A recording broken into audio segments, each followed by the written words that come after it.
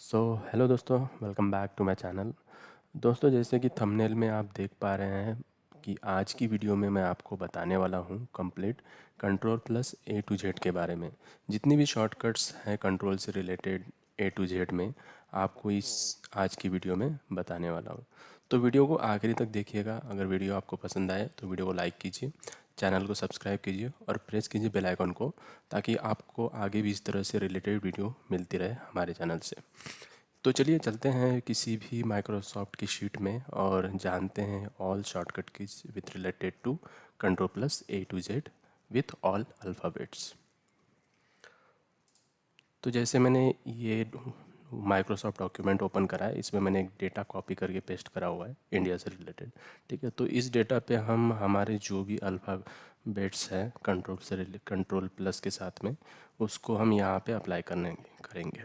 ठीक है, तो जो हमारा पहला जो है कंट्रोल प्लस ए, दोस्तों जैसे कि मैं आपको पहले बता देता हूँ कि इसमें हो सकता है कि वीडियो कोई जो न्यू बिगिनर्स हो, जो माइक्रोसॉफ्ट एक्सेल, वर्ड या पावर पॉइंट के बारे में सीखना चाहते हैं, तो उनको अगर न्यू पेज है उनका, तो मैं बता दूं कि मैं जैसे जब भी मैं कंट्रोल प्लस ए या फिर कंट्रोल प्लस कोई भी अल्फ़ाबेट बोलूँगा, तो आपको अपने कीबोर्ड से प्लस को नहीं प्रेस करना है। कंट्रोल की जो बटन है उसको प्लस, उसके साथ में जो अल्फ़ाबेट है उसको प्रेस करना है। इसका मतलब ये नहीं कि आपको प्लस को प्रेस करना है। ठीक है, कंट्रोल आपके कीबोर्ड पे रहेगा और उसके साथ में कोई भी अल्फ़ाबेट। तो एक चीज़ और है कि कंट्रोल को प्रेस करके रखना है और उसके बाद में अल्फ़ाबेट को प्रेस करना है, कंट्रोल को छोड़ना नहीं है। ठीक है, ठीक है, चले चलते हैं कंट्रोल प्लस ए के बारे में मैं आपको बताता हूँ। तो कंट्रोल प्लस ए एक्चुअली होता है कि कोई भी पैराग्राफ हो या कोई लाइन हो या कोई वर्ड हो, तो उसको हम कम्प्लीटली सेलेक्ट कर सकते हैं। ठीक है, तो यहाँ पे ये जो पेज है, यहाँ पे देख सकते हैं आप, यहाँ पे एक वर्ड दिख रहा है, यहाँ पे टैब है एक सिलेक्ट करके। ठीक है, तो यहाँ से भी आप जाके सिलेक्ट ऑल करके इस तरह से कॉपी कर सकते हैं, या फिर इसका एक शॉर्टकट की है जिसको हम बोलते हैं कंट्रोल प्लस ए। तो जैसे मैं अपने कंट्रोल कीबोर्ड से मैं कंट्रोल प्लस ए प्रेस करूँगा, कंट्रोल ए प्रेस करूँगा, तो देखिए जो मेरा डेटा है वो कम्प्लीटली सिलेक्ट हो गया है। ठीक है, तो यही यूज है कंट्रोल प्लस ए का, कि कोई भी डेटा को आप कम्प्लीटली कॉपी कर सकते, सॉरी कॉपी नहीं, आप सिलेक्ट कर सकते हैं। ठीक है, तो चलते हैं कंट्रोल प्लस बी में। तो कंट्रोल प्लस बी एक्चुअली होता है कि आप कोई भी डेटा को आप बोल्ड करना चाहते हैं। ठीक है, कोई वर्ड है उसको हाईलाइट करना चाहते हैं, तो कंट्रोल प्लस बी का यूज़ किया जाता है। तो फॉर एग्ज़ाम्पल जैसे मैंने इस पैराग्राफ को सिलेक्ट कर लिया और मैं चाहता हूँ कि इस पैराग्राफ को मैं थोड़ा उसको हाईलाइट दिखाऊँ, बोल्ड करके दिखाऊँ। ठीक है, तो इसके लिए आप अपने कीबोर्ड से कंट्रोल प्लस बी प्रेस कर सकते हैं। कंट्रोल प्लस बी प्रेस किया तो आप देख सकते हैं ये जो पूरा पैराग्राफ है ये बोल्ड में कन्वर्ट हो चुका है। ठीक है, इसका यहाँ से भी आप कर सकते हैं कंट्रोल प्लस बी। देखिए यहाँ पे आ चुका है control plus B, that is make your text bold. Okay, तो this is the meaning of control plus B, that you can make it bold. ठीक है, उसके बाद में कंट्रोल प्लस सी। ठीक है, कंट्रोल प्लस सी जो होता है कि हम कोई भी डेटा को कॉपी कर सकते हैं। ठीक है, तो जैसे फॉर एग्जांपल कंट्रोल प्लस ए अगर मैं प्रेस करता हूँ तो जिससे हमारा सिलेक्ट ऑल हो जाता है। ठीक है, तो मैंने अब डेटा को सिलेक्ट ऑल कर लिया, अब मुझे डेटा को कॉपी करना है। ठीक है, तो मैं क्या करूँगा, अपने कीबोर्ड से कंट्रोल प्लस सी प्रेस करूँगा। तो कंट्रोल प्लस सी करने से हमारा जो भी डेटा हमने जो सिलेक्ट किया है उसको हम कॉपी कर सकते हैं। ठीक है, this is the meaning of control plus C. अब चलते हैं कंट्रोल प्लस डी के बारे में। तो control plus D actually font Windows को ओपन करने के लिए किया जाता है। ठीक है, तो जैसे मैं यहाँ से अपने कीबोर्ड से कंट्रोल प्लस डी प्रेस करूँगा तो ये फॉन्ट का एक डायलॉग बॉक्स ओपन हो जाएगा। ठीक है, तो यहाँ से भी आप देखिए, यहाँ पे regular font style, regular italic, bold है। ठीक है, बोल्ड इटैलिक है। यहाँ से आप किसी अपने टेक्स्ट को साइज़ दे सकते हैं अपने अकॉर्डिंग। यहाँ से आप फॉन्ट कलर दे सकते हैं, नंबर ऑफ़ कलर्स है यहाँ पे। ठीक है, अगर ये कलर्स आपके लिए ज़्यादा नहीं है तो इससे आप मोर कलर में जाके फिर आप इसको और कस्टमाइज़ कर सकते हैं। उसके बाद में अंडरलाइन है, कलर है। ठीक है, एम्फेसिस मार्क है, strike through, double strike through. तो ये काफ़ी यहाँ पे टैब्स दिए हुए, तो आप सबका यूज कर सकते हैं। अगर आपको ये सब पता नहीं है तो मैं नेक्स्ट वीडियो में इसके बारे में वीडियो बनाऊँगा। ठीक है, ये हो गया हमारा कंट्रोल प्लस डी। ठीक है, अब बात करते हैं कंट्रोल प्लस ई के बारे में। तो कंट्रोल प्लस ई एक्चुअली टेक्स्ट को सेंटर में लाने के लिए किया जाता है। ठीक है, तो फॉर एग्जांपल ये पैराग्राफ मैंने सेलेक्ट कर लिया। अब मैं अपने कीबोर्ड से Ctrl+E प्रेस करता हूँ। तो देखिए जिस तरह से देखा आपने कि ये जो हमारा जो टेक्स्ट है वो कंट्रोल सेंटर की तरफ शिफ्ट हुआ है। ठीक है, जैसे कि देख पा रहे, एक बार मैं आपको फिर से दिखाता हूँ। देखिए हमारा जो डेटा है, तो इसको अब मैं Ctrl+E करूँगा तो जो डेटा है हमारा वो सेंटर की तरफ शिफ्ट हो गया है। तो यही मीनिंग होता है Ctrl+E का कि हम हमारा जो भी डेटा है हम उसको सेंटर की तरफ शिफ्ट कर सकते हैं। ठीक है, यहाँ से भी आप कर सकते हैं। यहाँ पे देखिए Ctrl+E आ गया है, तो यहाँ से भी आप प्रेस करते हैं। अभी ये एनेबल कंडीशन में, इसका मतलब कि हमने वो प्रेस किया हुआ है। अगर आप यहाँ से इस पर क्लिक करके डिसेबल करते हैं तो वो डेटा ऑटोमेटिकली आपका जो लास्ट था उसी के अकॉर्डिंग रिमेन हो जाएगा। ठीक है, तो this is the meaning of Ctrl+E। Now will go on Ctrl+F।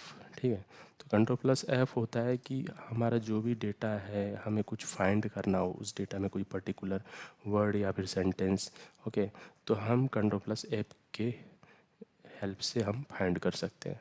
ठीक है, इसका और एक टैब यहाँ पे भी है। यहाँ से आप अगर देख पा रहे हैं तो Ctrl+F दिख रहा है, तो यहाँ से भी आप क्लिक करके आप Ctrl+F क्लिक करके भी कर सकते हैं या फिर यहाँ से भी कर सकते हैं। ठीक है, तो दिस इज़ द शॉर्टकट की of this find tab. For example मैं आपको दिखा देता हूँ। Ctrl+F किया तो देखिए इस तरह का टैब आ जाएगा, और यहाँ पे कोई भी एक वर्ड, जैसे मैं फॉर एग्जांपल द को कॉपी कर लेता हूँ। कॉपी करने के बाद यहाँ पेस्ट कर देता हूँ, तो आप देखेंगे कि इस पैराग्राफ में जितने भी बार द रिपीट हुआ है ये यहाँ पे आ जाएगा। ठीक है, तो इस तरह से आप कोई भी वर्ड को कॉपी कर सेलेक्ट करके उसको कॉपी करके यहाँ पे पेस्ट करके आप उसको देख पा सकते हैं कि कितनी बार वो रिपीट हुआ है। तो देखिए यहाँ पे वर्ड आया हुआ है, देयर भी आया। ठीक है, तो ये रिपीट कर रहा है कि इस वर्ड में ये TH ही है। ठीक है, तो this is the meaning of Ctrl+F। Now अब देखेंगे हम Ctrl+G। ठीक है, तो Ctrl+G एक्चुअली होता है कि आप कोई भी पेज पे आप मूव हो सकते हैं। ठीक है, तो जैसे मैं यहाँ से प्रेस करता हूँ Ctrl+G, तो आप देख सकते हैं यहाँ पे एक टैब आ चुका है। ठीक है, तो यहाँ पे आप देख रहे हैं गो टू। ठीक है, ये तो रिप्लेस और फाइंड है। तो यहाँ पे आप देख सकते हैं पेज आ गया है, सेक्शन आ गया, लाइन, बुकमार्क, कमेंट्स। ठीक है, तो नंबर ऑफ टैब्स है। तो उस हेल्प से आप किसी भी पेज पर या फिर लाइन पर या सेक्शन पर आप यहाँ से गो टू हो सकते हैं। ठीक है, तो फॉर एग्जांपल मैं आपको पेज नंबर पे जाके दिखाता हूँ। इसके लिए मुझे एक पेज इंसर्ट करना पड़ेगा यहाँ से। ठीक है, तो ये जैसे मेरा एक पेज आ गया है यहाँ पे। ठीक है, तो यहाँ पे जो डेटा है हमारा 3rd नंबर पे भी है और 1st नंबर पर भी है, बीच में ब्लैंक है। अब मैं इस नंबर पे क्लिक कर देता हूँ पहले पेज पे, और इसके बाद मैं अपना Ctrl+G प्रेस करता हूँ। तो यहाँ पे पेज है, तो यहाँ पे मैं फॉर एग्जांपल मुझे 3rd पेज पे जाना है, मैं यहाँ पे 3 टाइप करूँगा और उसके बाद गो टू पे क्लिक करूँगा। तो आप देख सकते हैं कि आप Ctrl+G प्रेस करते ही 3rd नंबर के पेज पे आ चुके हैं। ठीक है, तो ये मेनली यूज़ होता है कि जहाँ पे कोई आप प्रोजेक्ट कर रहे हो 500-600 पेजेस है या फिर नंबर ऑफ़ पेजेस ज़्यादा है। ठीक है, मल्टीपल पेजेस है, तो आप इस तरह से स्क्रॉल डाउन करते करते काफ़ी टाइम वेस्ट करोगे। तो उसके लिए Ctrl+G का यूज़ किया जाता है, ताकि आप डायरेक्टली बिना टाइम गवाए आप किसी भी पेज पर गो टू हो सकते हैं। ठीक है, तो यही है गो टू का यूज़, Ctrl+G का यूज़। अब बात करते हैं Ctrl+H के बारे में। Ctrl+H एक्चुअली किसी भी शब्द को रिप्लेस करने के लिए किया जाता है। ठीक है, तो जैसे कोई भी वर्ड है, फॉर एग्जांपल ये सेकेंड जो वर्ड है इसको मुझे रिप्लेस करना है। ठीक है, तो इसके लिए मुझे Ctrl+R पहले प्रेस करना है, सॉरी Ctrl+H प्रेस करना है, और उसके बाद में यहाँ पे देखिए इस तरह का टैब आ चुका है। और यहाँ पे टैब आने के बाद में यहाँ पे क्या लिखा है, फाइंड व्हाट, मतलब आपको क्या से रिप्लेस करना है। तो किसको रिप्लेस करना है, तो सेकंड, जैसे फॉर एग्जांपल मैंने सेकंड को कॉपी करा और यहाँ पे पेस्ट कर देता हूँ। ठीक है, पेस्ट करने के बाद में यहाँ पे देखिए आ रहा है रिप्लेस विथ, मतलब किससे आपको रिप्लेस करना है। तो जैसे यहाँ पे मैं लिख देता हूँ 1। ठीक है, तो 1 करने के बाद में आप जैसे यहाँ पे रिप्लेस करेंगे तो ये देखिए यहाँ पे पॉपअप आ गया। कोई दिक्कत नहीं है। तो यहाँ पे आप देख सकते हैं, यहाँ पे सेकंड था, अभी यहाँ पे 1 आ चुका है। ठीक है, तो इसी तरह से अगर इस शीट में बहुत सारे होंगे तो आप यहाँ से रिप्लेस ऑल भी कर सकते हैं। ठीक है, तो यही मीनिंग है Ctrl+H का, कि आप किसी भी वर्ड को या फिर किसी लाइन को आप रिप्लेस कर सकते हैं। ठीक है, उसके बाद में बात करते हैं Ctrl+I की। ठीक है। तो कंट्रोल प्लस आई एक्चुअली होता है कि हमारा जो भी सेंटेंस वर्ड हो या फिर पैराग्राफ हो, हम उसको इटैलिक फॉर्म में कन्वर्ट कर सकते हैं। ठीक है। तो जैसे फॉर एग्जांपल यहाँ पे मैं आपको दिखाता हूँ, जैसे मैं कोई एक ये पूरा पैराग्राफ ले लेता हूँ और इसको मैं चाहता हूँ कि इसको मैं इटैलिक फॉर्म में कन्वर्ट करूँ। तो आप इसका यहाँ से भी आप कर सकते हैं। देखिए यहाँ पे कंट्रोल प्लस आई है, तो यहाँ से भी आप इसको इटैलिक फॉर्म में कन्वर्ट कर सकते हैं। देखिए अभी यहाँ पे जो वर्ड्स हैं हमारे वो स्ट्रेट फॉर्म में, और यहाँ पे लिटिल बिट एंगल में ये टिल्ट हुए हैं। ठीक है। तो यही इटैलिक फॉर्म होता है कि आप कोई ऐसे लिख रहे हैं तो कोई वर्ड आपको स्पेसिफिक दिखाना हो तो आप इस तरह से आप उसको कन्वर्ट कर सकते हैं इटैलिक फॉर्म में। अगर ये आपको वापस करना है तो उसके बाद में कंट्रोल जेड भी कर सकते हैं, या फिर यहाँ पे क्लिक करके वापस आप रिमेन कर सकते हैं उसी पोजीशन पे। ठीक है। तो यही है कंट्रोल प्लस आई। ठीक है। उसके बाद में कंट्रोल प्लस जे होता है। कंट्रोल प्लस जे होता है एक्चुअली जस्टिफाई के लिए। तो हमारा कोई भी वर्ड, जैसे फॉर एग्जांपल ये हमारा पैराग्राफ है और हम चाहते हैं कि इस पैराग्राफ की ये जो लाइनें हैं यहाँ से और यहाँ से ये स्ट्रेट हो जाए। ठीक है।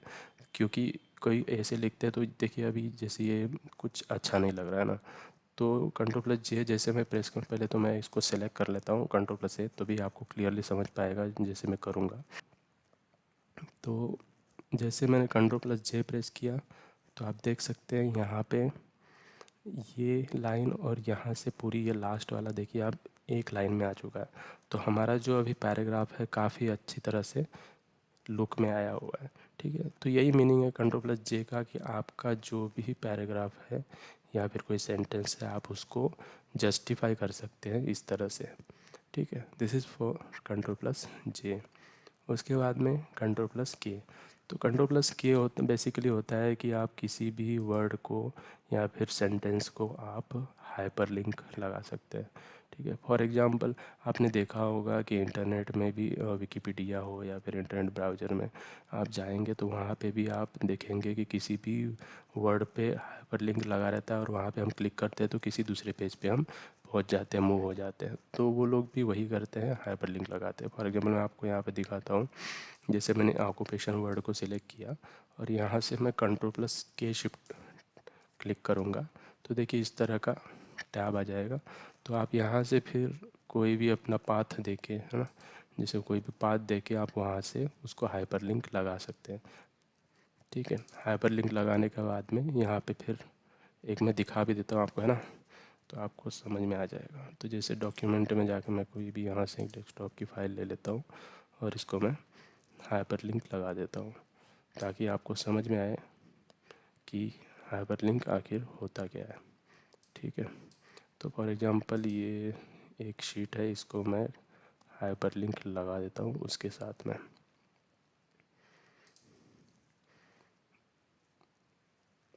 तो हाइपरलिंक लगाना इजी भी हो जाता है और उससे क्या होता है कि हमारा जो डेटा है वो किसी पर्टिकुलर, शायद हम हो सकता है कि हम किसी वर्ड के बारे में बताना चाहते हो, डिस्क्राइब करना चाहते हैं या उस वर्ड के बारे में काफ़ी मोर इन्फॉर्मेशन देना चाहते हैं, तो यहीं पे यहाँ पे देना पॉसिबल नहीं होता है हमारा जो करंट शीट है उसमें। तो हम उसमें हाइपरलिंक लगा के उस पर्टिकुलर स्पेसिफिक वर्ड के बारे में हम दे सकते हैं। ठीक है। तो अभी मेरा ये तो काम नहीं कर रहा है, शायद हैंग हो रहा है। ठीक है। तो बट इस तरह से आप सेलेक्ट करेंगे तो सेलेक्ट करने के बाद में कोई भी शीट सेलेक्ट करने के बाद ओके कर लीजिए, उसके बाद में वो वहाँ पे हाइपरलिंक लग जाएगा। देखिए जैसे कि अभी ये शीट मैंने सेलेक्ट किया और इसको मैं ओके कर देता हूँ। ठीक है।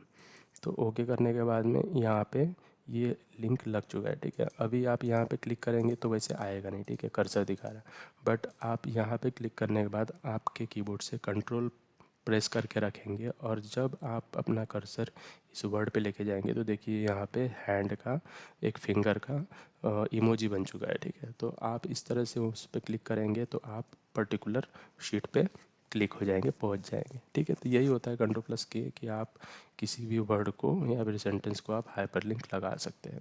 ठीक है। उसके बाद में बात करते हैं कंट्रोल प्लस एल के बारे में। तो control plus L actually basically जो भी हमारा पैराग्राफ है उसको हम लेफ़्ट साइड में अलाइन कर सकते हैं। ठीक है। यहाँ से भी आप कर सकते हैं। देखिए यहाँ पे कंट्रोल प्लस एल, या फिर यहाँ से आप देखिए अगर क्लिक करेंगे तो यहाँ पे आ रहा है control plus L and align your content with the left margin. ठीक है, तो जो भी हमारी लेफ़्ट मार्जिन है उसको हम अलाइन कर सकते हैं। ठीक है, तो जैसे मान लीजिए अभी मैं यहाँ पे पहले मैं इसको सेंटर में कर लेता हूँ। अब मैं यहाँ पे कंट्रोल प्लस एल प्रेस करता हूँ, तो कंट्रोल प्लस एल प्रेस करते ही देखिए हमारा जो डेटा है वो लेफ़्ट साइड में अलाइन हो चुका है। ठीक है, तो this is the meaning of control plus L. ठीक है, उसके बाद में हम बात करते हैं कंट्रोल प्लस एम के बारे में। तो कंट्रोल प्लस एम बेसिकली होता है कि हमारा जो भी पैराग्राफ है हम चाहते हैं कि उसको हम हाफ शीट में लिखें और हाफ शीट में हम कुछ ड्रॉ करेंगे या फिर कोई पिक्चर अटैच करेंगे। तो अभी कैसे करें, तो उसके लिए हम कंट्रोल प्लस एम का यूज़ करते हैं। उससे क्या होता है कि हम इंडेंट को एक्चुअली बढ़ाने का काम करते हैं। ठीक है, तो जैसे फॉर एग्जांपल ये मैं इतना पैराग्राफ सेलेक्ट कर लेता हूँ और अपने कीबोर्ड से कंट्रोल प्लस एम प्रेस करता हूँ। तो देखिए जैसे आप प्रेस करेंगे तो आगे की तरफ शिफ्ट हुआ है। तो जितनी बार आप प्रेस करेंगे कंट्रोल प्लस एम, ये आगे की तरफ शिफ्ट होते जाएगा। ठीक है, तो आपको जिस हिसाब से आपको यहाँ पे कोई पिक्चर इंसर्ट करना है या फिर कोई टेबल इंसर्ट करना है, तो आप इस डेटा को इस साइड में शिफ्ट करके आप यहाँ पे कुछ भी ड्रॉ कर सकते हैं। तो this is the meaning of control plus M. ठीक है, उसके बाद में कंट्रोल प्लस एन। तो कंट्रोल प्लस एन होता है कि कोई भी नई वर्कशीट आप कंट्रोल प्लस एन से ओपन कर सकते हैं। ठीक है, जैसे for example control plus N अगर मैं अपने कीबोर्ड से प्रेस करता हूँ तो देखिए मैं एक न्यू वर्कशीट में आ चुका हूँ, न्यू डॉक्यूमेंट वर्ड में आ चुका हूँ। ठीक है, तो कंट्रोल प्लस एन का यूज़ होता है कि किसी भी नए शीट में आप जा सकते हैं। आपका जो एग्जिस्टिंग है काम उसको छोड़ के, उसकी एग्जिस्टिंग शीट को छोड़ के आप न्यू वर्कशीट में जंप हो सकते हैं कंट्रोल प्लस एन से, ताकि आप कुछ नया उस पर काम करो। ठीक है, बैक टू और ओरिजिनल शीट। ठीक है, उसके बाद में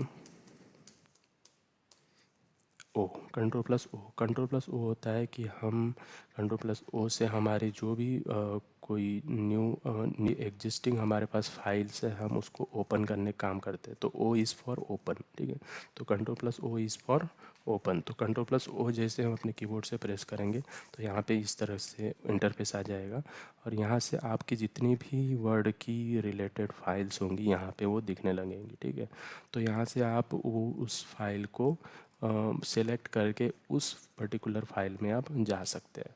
ठीक है, this is the meaning of control plus O. ठीक है, उसके बाद में कंट्रोल प्लस पी। ठीक है, तो control plus P is for print, मतलब कोई भी डेटा आपको प्रिंट करना हो तो आप कंट्रोल प्लस पी का यूज कर सकते हैं। फॉर एग्जांपल कीबोर्ड से मैं कंट्रोल प्लस पी प्रेस करता हूँ तो देखिए इस तरह से इंटरफेस आ जाएगा प्रिंट का, और यहाँ से आप कंट्रोल प्लस पी प्रेस करके इस तरह से आप डेटा को प्रिंट कर सकते हैं। ठीक है, तो यहाँ पे नंबर ऑफ़ टैब्स है। देखिए पोर्ट्रेट ओरिएंटेशन, आपका जो डेटा है वो पोर्ट्रेट में चाहिए या लैंडस्केप में चाहिए। ठीक है, तो ये उसका प्रीव्यू भी होते रहेगा साइमल्टेनियसली। जैसे आप इसमें चेंजेस करेंगे पेज में तो यहाँ पे आपको दिखते रहेगा कि आपको इसे किस फॉर्म में चाहिए। उसके बाद में फिर यहाँ पे नंबर ऑफ़ पेजेस दिए हुए हैं, आपको किस फॉर्म में चाहिए, लेटर है, टैबलॉइड है, A3 A2 A4 पेजेस है, कौन से पेज में आपको प्रिंट चाहिए ये यहाँ से आप सिलेक्ट कर सकते हैं। ठीक है, तो ये काफ़ी अच्छा है प्रिंट एक ऑप्शन। ठीक है, यहाँ पे नॉर्मल मार्जिन्स भी, यहाँ पे बहुत सारी मार्जिन्स दिए हैं, आप अपने अकॉर्डिंग कोई भी मार्जिन में आप सेलेक्ट कर सकते हैं। यहाँ पे पेज पर शीट है, जैसे ये पेज, ये एक डेटा है, आपको कितने इसमें चाहिए, तो ठीक है, तो यहाँ पे दिख रहा है 4 पेजेस पर शीट।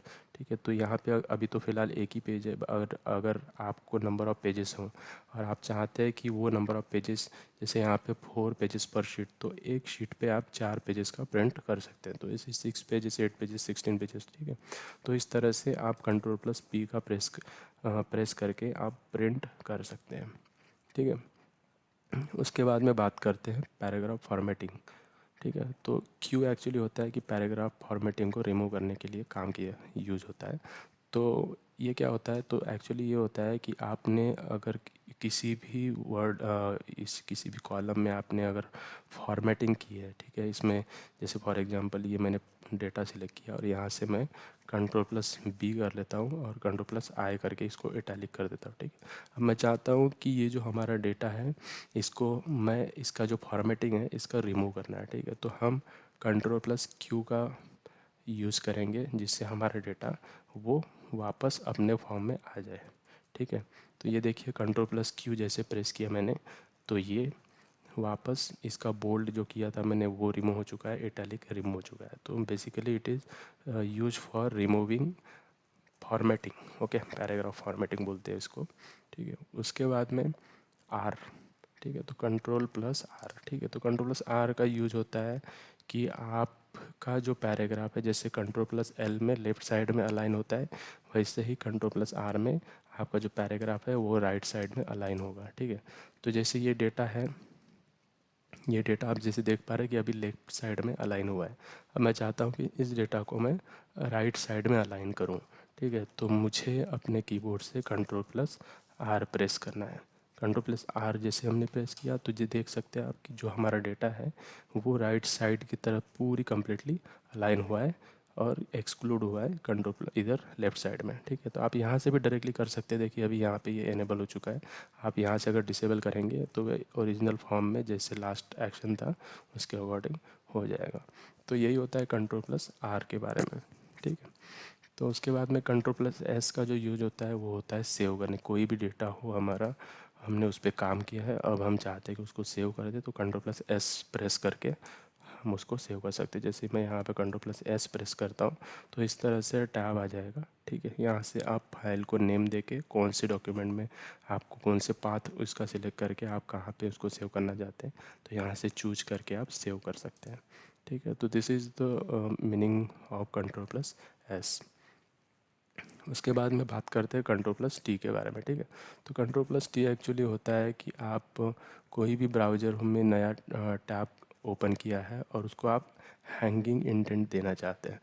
तो ये क्या होता है, तो एक्चुअली ये होता है कि आप जैसे फॉर एग्जांपल ये इतना पैराग्राफ मैंने सिलेक्ट कर लिया, अब मैं चाहता हूँ कि ये जो पैराग्राफ में जो हमारी जो पहली लाइन है उसको छोड़ के हमारा जो पूरा नीचे का जो सेंटेंसेस है इसको हम इंडेंट कर दें। जैसे कंट्रोल प्लस क्यू में हमने किया था तो इसमें हम कंट्रोल प्लस टी में हम करेंगे, सॉरी कंट्रोल प्लस एम में किया था हमने इंडेंट बढ़ाने के लिए, और इसमें अभी कंट्रोल टी में हम पहली लाइन छोड़ के बाकी की सारी नीचे की लाइंस को हम आगे की तरफ शिफ्ट करें। तो इसके लिए हमें कंट्रोल प्लस टी प्रेस करना है। तो आप देख सकते हैं कि किस तरह से आगे की तरफ शिफ्ट हो रहा है, ठीक है। तो इस तरह से आप कर क्लिक करके आप इस डेटा को यूज कर सकते हैं, ठीक है। This is the use of control plus T. उसके बाद में कंट्रोल प्लस यू के बारे में बात करते हो। Control plus you is for basically for underline. तो जैसे यहाँ पे ऑलरेडी यहाँ पे देख पा रहे हैं कि यहाँ पे क्लिक जैसे किया यहाँ पे अंडरलाइन ऑलरेडी लगे हुए हैं, ठीक है। तो ये यहाँ पे आप देख सकते हैं कि यहाँ पे ऑलरेडी एनेबल है। इसका मतलब ये है कि इस वर्ड में ऑलरेडी अंडरलाइन है, ठीक है। तो अगर मैं यहाँ से अंडरलाइन रिमूव करूँ तो इसको सिलेक्ट कर लेता हूँ और यहाँ से अगर मैं सिलेक्ट करता हूँ तो आप देख सकते हैं कि यहाँ से जो अंडरलाइन था वो हट चुका है, ठीक है। तो इसी तरह अगर आप चाहते हैं कि पूरे पैराग्राफ का अंडरलाइन हटाए या फिर ऐड करें तो जैसे यहाँ पे बहुत सारी अंडरलाइंस है तो मैं इसको डेटा को पहले कंट्रोल प्लस ए से सिलेक्ट कर लेता हूँ। कंट्रोल प्लस ए सिलेक्ट कर लिया। अभी हमारा जो डेटा हम यहाँ से यू प्रेस करते हैं, कंट्रोल प्लस यू से भी कर सकते हैं। कंट्रोल प्लस यू अगर प्रेस किया तो देखिए हमारा जितना भी डेटा था सबको अंडरलाइन लग चुका है, ठीक है। अब चाहते इसको रिमूव करना तो फिर से इस कंट्रोल प्लस यू प्रेस कीजिए तो देख सकते हैं कि आपका जो डेटा है वो पूरा अंडरलाइन से हट चुका है, ठीक है। तो ये यूज़ है हमारे डेटा का। आप कंट्रोल प्लस यू प्रेस करके आप किसी भी डेटा को हाईलाइट करके दिखा सकते हैं किसी भी पैराग्राफ में, ठीक है। तो ये काफ़ी अच्छा है जो एक्सेल में दिया हुआ, मतलब माइक्रोसॉफ्ट में दिया हुआ है, ठीक है। उसके बाद में कंट्रोल प्लस वी। तो control plus V is for pasting something, ठीक है। जैसे आप कोई डेटा आपने कॉपी किया, ठीक है, कोई डेटा आपने कंट्रोल प्लस सी से कॉपी किया और आप चाहते हैं कि वो डेटा को कहीं तो पेस्ट करना है तो उसके लिए कंट्रोल प्लस वी का यूज़ किया जाता है। फॉर एग्जांपल ये डेटा मैंने सेलेक्ट कर लिया पूरा और मैं इसको कंट्रोल प्लस सी कर देता हूँ, इससे मेरा डेटा कॉपी हो गया है।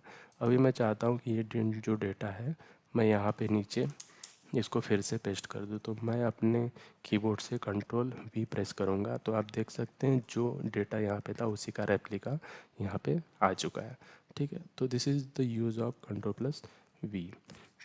उसके बाद में कंट्रोल प्लस डब्लू, ठीक है। तो कंट्रोल प्लस डब्लू एक्चुअली होता है कि जैसे कोई भी हमारा करंट टैब हो उसको हम क्लोज करने के लिए यूज़ करते हैं, ठीक है। तो जैसे मैं अपने कीबोर्ड से अगर कंट्रोल प्लस डब्लू प्रेस करूँगा तो इस तरह से पॉपअप आएगा। अगर आपने डेटा पहले ही सेव किया हुआ है तो ये पॉपअप नहीं आएगा, डायरेक्टली क्लोज हो जाएगा। बट अभी ये डेटा सेव नहीं है, ये शीट सेव नहीं है, तो इस तरह का पॉपअप आएगा। वो आपको बोलेगा पहले आप डेटा आप सेव करना चाहते हैं या नहीं करना चाहते हैं वो बताइए, ठीक है। तो यहाँ से सेव डोंट सेव करके आप यहाँ से डेटा को क्लोज कर सकते हैं, वर्कशीट को क्लोज कर सकते हैं, ठीक है। तो this is the use of Ctrl+W। उसके बाद में Ctrl+X। तो Ctrl+X का यूज होता है टेक्स्ट को कट करने के लिए, ठीक है। तो कोई भी सेंटेंस हो या पैराग्राफ हो, आप Ctrl+X की हेल्प से आप उस डेटा को वहाँ से कट कर सकते हैं।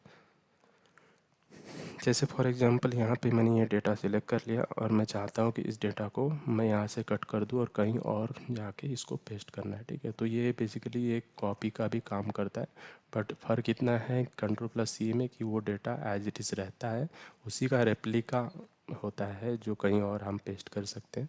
बट यहाँ पे जो Ctrl+X में है, यहाँ पे वो कम्प्लीटली डेटा वहाँ से हट जाएगा, डिसअपियर हो जाएगा, और जहाँ पे हम पेस्ट करना चाहते हैं वहाँ पे ये हो सकता है, ठीक है। तो जैसे यहाँ पे Ctrl+X प्रेस किया तो आप देख सकते हैं जो हमारा डेटा था यहाँ से हट चुका है, ठीक है। जैसे फॉर एग्जांपल यहाँ से भी अगर मैं करता हूँ, देखिए Ctrl+X प्रेस किया मैंने, तो ये जो डेटा है पूरा यहाँ से हट चुका है, ठीक है। आप चाहते हैं किसी दूसरी शीट में पेस्ट करना तो कर सकते हैं, ठीक है। अभी मैं Ctrl+V प्रेस करूँगा तो ये जो डेटा हमारा है वो यहाँ पे फिर से पेस्ट हो गया। तो this is the meaning of Ctrl+X को हम, जिससे हम टेक्स्ट को या फिर किसी भी पैराग्राफ को हम कट करने के लिए यूज़ करते हैं, ठीक है। Ctrl+Y क्या होता है? Ctrl+Y एक्चुअली ये एक भाई है बोल सकते हैं अंडू का, ठीक है। जो हमारा जो अंडू होता है, ठीक है, ये इसका भाई है। तो Ctrl+Y इज़ फॉर रेडो, ठीक है। हमारी जो भी प्रोसेस होती है उसको हम लास्ट इसमें ये कर सकते हैं। जैसे फॉर एग्जांपल मैंने इसको बोल्ड कर दिया, ठीक है। अभी बोल्ड करने के बाद में अब यहाँ पे जैसे मैं Ctrl+Y प्रेस करता हूँ तो हमारी जो भी लास्ट एक्शन है ये यहाँ पे शिफ्ट हो जाएगी, ठीक है। तो this is the meaning of Ctrl+Y, कि आप जिस तरह से Ctrl+Z के बारे में जैसे बताऊँगा तो उसी का अपोजिट ये Ctrl+Y होता है, ठीक है। तो पहले मैं Ctrl+Z समझा देता हूँ आपको, ताकि आपको काफ़ी ईजी समझ में आएगा कि Ctrl+Y क्या होता है, ठीक है। तो जैसे फॉर एग्जांपल ये डेटा है, इसको मैं बोल्ड कर देता हूँ, इसको मैं इटैलिक कर देता हूँ और इसको मैं अंडरलाइन कर देता हूँ, ठीक है।